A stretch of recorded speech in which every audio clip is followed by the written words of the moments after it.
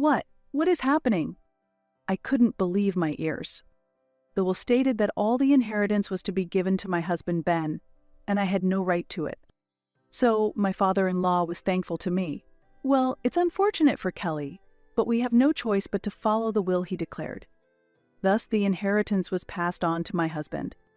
Once the inheritance was settled, my husband suddenly asked for a divorce. Why are you saying this all of a sudden? Your sister is pregnant. It's my child. I'm going to marry her. He decided to abandon me and live with my sister and their child. In despair, I fell into the abyss. However, doubting the content of the will, I decided to investigate thoroughly. As a result of the investigation, I discovered shocking facts. My husband then kneeled on the floor, begging for forgiveness. But I have no intention of forgiving my husband and sister. They were destined to hit rock bottom. I am Kelly, currently 32 years old. My father was the CEO of a leading company, and I work there. My sister Sarah is a year older than me and has always been popular due to her beautiful and cheerful nature. On the other hand, I have always been uncomfortable with aggressive men and intense emotions, and I had little experience in love. Concerned about me, my best friend Mia invited me out. There's a mixer happening soon. Do you want to come? I'm not really good with that kind of thing. What are you saying? We're already in our late 20s. Let's go. Reluctantly, I was dragged to the mixer where I met Ben, who was 2 years older than me. He worked as a salesperson in a real estate agency. The moment I heard he was a salesperson, I prejudged him to be annoying and overbearing. However, talking to him turned out to be easy because he was sincere and calm, which helped me overcome my discomfort with men. Surprisingly, I found it easy to talk with Ben, and before I knew it, we started dating, and after a year, we got married. Even after our marriage, I continued to work at my father's company. Here, Kelly. This is a box of oranges. Please take them home. Such a large amount. Can I really have them? It's fine. We appreciate kind young people like you. Kelly, you really are great at your job. It's not just because you're the boss's daughter. You're truly amazing. People often praised me and gave me gifts such as fruits. I think this was because my father himself was a very virtuous person. My father always treated me very well. I work hard every day, wanting to be like my father. My father is a figure I admire. Ben and I both worked, and we came home at different times. Therefore, whoever got home earlier would take care of the household chores. Today as well, after working overtime and coming home exhausted, I was greeted by the delicious smell of food on the table. Smells good. Looks delicious. Right? You're always working late. Today I made your favorite roasted chicken. I've also prepared dessert for later. Yay, thank you. My husband was an excellent cook and always prepared lavish homemade meals. No matter how tired I was, his cooking would instantly revive me. Thanks to Ben, I could focus on my work. He was truly invaluable. We were at the peak of happiness, but 2 years ago, a sad event occurred. It was the death of my mother. She was diagnosed with terminal cancer, and it all happened so suddenly. I was quite depressed by my mother's death, and my father felt the same. At work, my father acted bravely, so I didn't notice at first, but one day, when my husband and I visited my parents' house after a long time, it happened. Dad, what's this? What happened? The kitchen sink was piled with dishes, and on the desk, there were leftover containers from convenience store meals. Work has been so busy I don't have the energy to cook, and I keep thinking how delicious Mom's meals were. My father was smiling, but I could tell that his smile was forced. My mother was a homemaker and took care of everything at home. I had never seen my father cook, and it was the first time I saw him so downcast. What are you talking about? You work late every day, and it's understandable that you don't have time for household chores. Plus, Mom was perfect at taking care of the house. But store meals every day. That's worrying. It's not good for your health. It's okay. Sorry to make you worry. As my father began to clean up, his back looked very lonely. Hearing this conversation, Ben spoke up. Dad, if you like, why don't you live with us? Really, I enjoy cooking, and I can get off work by 6 p.m. every day. I also have the option to work from home. It wouldn't be a big change just to add one more person. Ben smiled confidently at my father. I can't impose myself on a newlywed couple. What are you saying? I want a drinking buddy too. Ben. Thank you so much, I'm really happy. Tears were overflowing from my father's eyes. And so, our life together with my father began. After we started living together, I found out that my father used to leave the house at 7 a.m. every day and come home around 10 p.m. Maybe it was because he was the CEO, he had quite a demanding job. For such a father, my husband Ben and I made sure to have dinner ready by the time he returned from work. It's been a while since I had a homemade meal. It's really the best. Delicious. He was in tears as he said that. It seemed my father had become more sensitive. Instead of us cooking, my father started to take care of cleaning and laundry. As my husband promised, he and my father often drank together while watching TV. Perhaps wanting to drink with my husband, my father started to finish work earlier. Before we knew it, my father had regained his smile. Looking back, that might have been the happiest time for me. However, the happiness did not last long. My father began to fall ill frequently, and when we went to the hospital, he was diagnosed with cancer. This can't be. The shock was such that, although I could hear the doctor's voice, it didn't seem to reach my mind. I staggered out of the hospital. Kelly. No matter how many times my husband called out to me, I couldn't respond.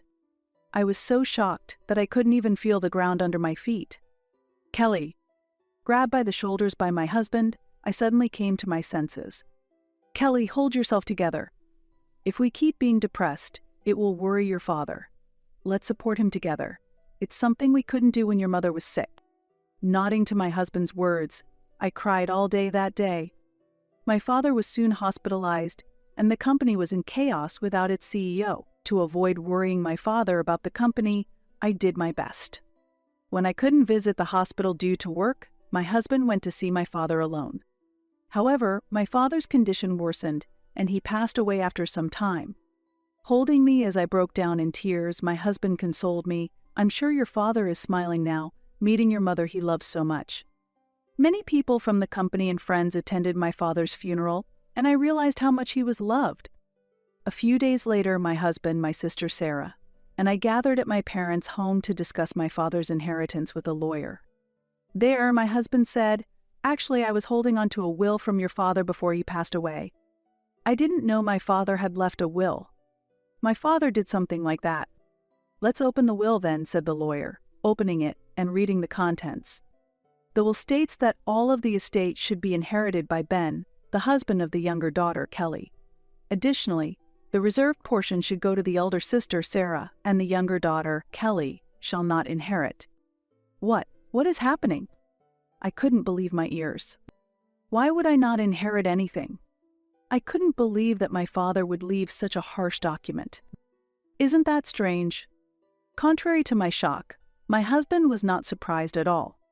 So, my father-in-law was thankful to me. Well, it's unfortunate for Kelly, but we have no choice but to follow the will he declared. The expression on my husband's face was indescribable, something I had never seen before. "Kelly, did you perhaps anger your father?" laughed my sister, who had often changed boyfriends and brought them home. My parents were worried and troubled by my sister's behavior. Once my sister graduated from university, she hardly visited home, and when she did, it was always to ask, "Mom, can I have some money?" Seeing such behavior, my father often scolded my sister. However, my sister never listened to him, and they were not on good terms. That's why it made sense that my father wouldn't leave the inheritance to my sister. But my sister was not the type to let that go. Since only the reserved portion was to be inherited by my sister, if it had been her usual self, she would have complained and been angry. However, this time she showed no signs of anger. Anyway, since the will states that Kelly cannot inherit, you have to renounce the inheritance. That can't be. I wanted to deny that my father would say such a thing, but since it was written in the will, I could say nothing. In the end, we proceeded according to my father's will, and the inheritance was passed on to my husband. According to the lawyer, the total amount of the inheritance was $5 million. I was surprised to hear the amount, but it was characteristic of my frugal father. There were parts of the inheritance that I couldn't accept, but I decided to believe that my father had his reasons. After the inheritance, my husband's attitude began to change drastically. "I won't be coming home today." "Ha, that's rare. Where are you going?" "It doesn't matter." My husband coldly brushed me off and left the house. After that, he stopped preparing meals and began staying out 2 to 3 nights a week.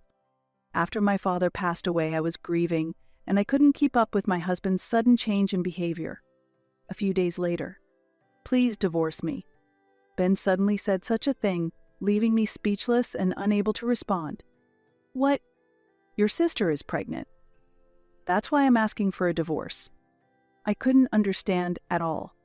It was the first time I heard from Ben that my sister was pregnant, but what does her pregnancy have to do with our divorce? "I'm sorry, I don't understand what you mean. The child in Sarah's womb is mine. We will raise the child together in this house from now on." His words hit me like a thunderbolt. "What? You've been having an affair? And with my own sister?" "Well, yes, it would be an affair. I'm going to live with Sarah starting today, so Kelly, please leave." "What are you saying? How can I just leave all of a sudden?" Click. Just as I was about to unleash my anger at him with great momentum, the sound of the front door opening interrupted me. With the door opening, a loud "I'm home" could be heard. "I'm home? Didn't Ben tell you? From now on, for the sake of the baby, I want to live in a spacious house. Ben inherited this house, and as his future wife, it's natural for me to live here, right? Sarah, do you even realize what you've done? You're the worst. I can't believe this. It's your fault for having him stolen from you. If you didn't want that to happen, you should have held on to him more." "What?" She showed no remorse, instead mocking and starting to laugh at me. "Stop fighting. Does this man even realize why we're fighting?" Anger was boiling up inside me. "Anyway, Kelly, just leave. If Sarah gets stressed, it's not good for the baby, and I've already filled out the divorce papers, so submit them to the courthouse. Do you realize how selfish you're being?" I shot a sharp look at Ben, who shrugged for a moment, but soon calmed down by looking at my sister. It felt disgusting. Can't help it, right? I've been taking care of your father all this time, and maybe she fell in love with me. Ugh. It's pathetic for an old flame to butt in. Just leave already. The two of them chuckled together. And then Ben demanded divorce. "Sign the papers." Leaving those words behind, he slammed the door shut, and I was thrown out of the house. Ben chose to abandon me and marry my sister. While crushed by grief, I started walking. That day, I contacted my best friend Mia and arranged to stay at her house for a few days. While staying at Mia's place, I searched for a single apartment and signed a contract for it. I told Mia everything that had happened. "I can't believe something like that happened. It's the worst." "But doesn't it seem strange? Would your dad really do that?" "You're right. It might be worth investigating." We decided to request a handwriting analysis. Fortunately, having worked at the same company as my father, there was plenty of material available to identify his handwriting. Also, relying on a contact of Mia's, I decided to hire a lawyer. As we continued to investigate, I grew suspicious of my husband's sister and the lawyer who had opened the will. 1 month later, once all the investigation results were in, I went to the house with a lawyer I knew. "Excuse us. Hey, what are you doing here? You've really done it, haven't you? I see right through you, so let me explain now. Sarah, sit down there." My ex-husband and sister nervously took their seats, and my lawyer and I also sat down.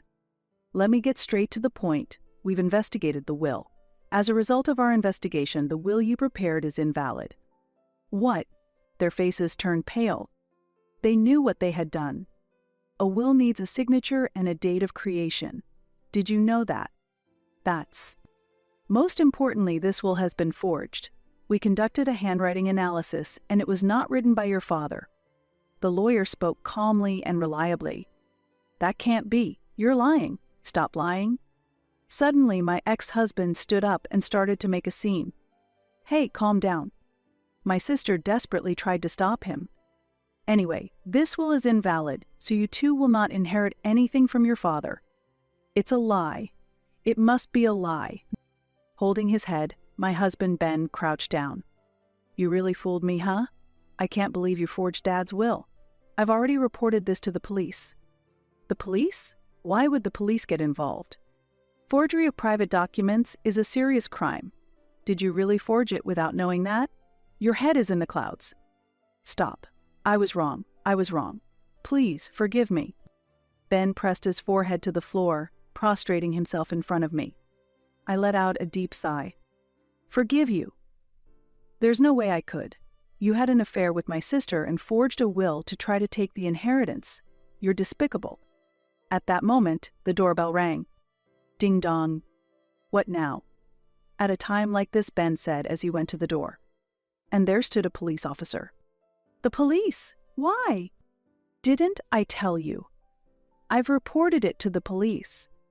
No way. My husband retreated. Are you Ben? Is Sarah also here? We need to speak with you at the police station about the forgery of private documents. What the heck? Kelly, do something. Just because of a little forgery, the police. In her panic, my sister inadvertently admitted to her part in the forgery. There's nothing I can do. This is the consequence of your actions. As they argued, the police officer revealed another shocking fact. Additionally, your crimes don't stop there. You hired a friend to act as a fake lawyer, didn't you? Yes, the lawyer who read the will that time was a fake. Apparently, my ex-husband had paid his friend $1,000 to pretend to be a lawyer and promised a share of the inheritance once it was secured. Why would you? That friend has already confessed and has been arrested. That action qualifies as an unauthorized practice of law and fraud. He has testified about your involvement, so we have all the evidence. Damn it, that guy! Visibly upset and agitated, he was kicking chairs and shouting. It was the first time I saw Ben so emotionally unstable, which left me feeling complex. Raging, prostrating, having an affair with my sister, and forging my father's will. The man I believed was my destiny turned out to be a total scoundrel. I once truly loved him.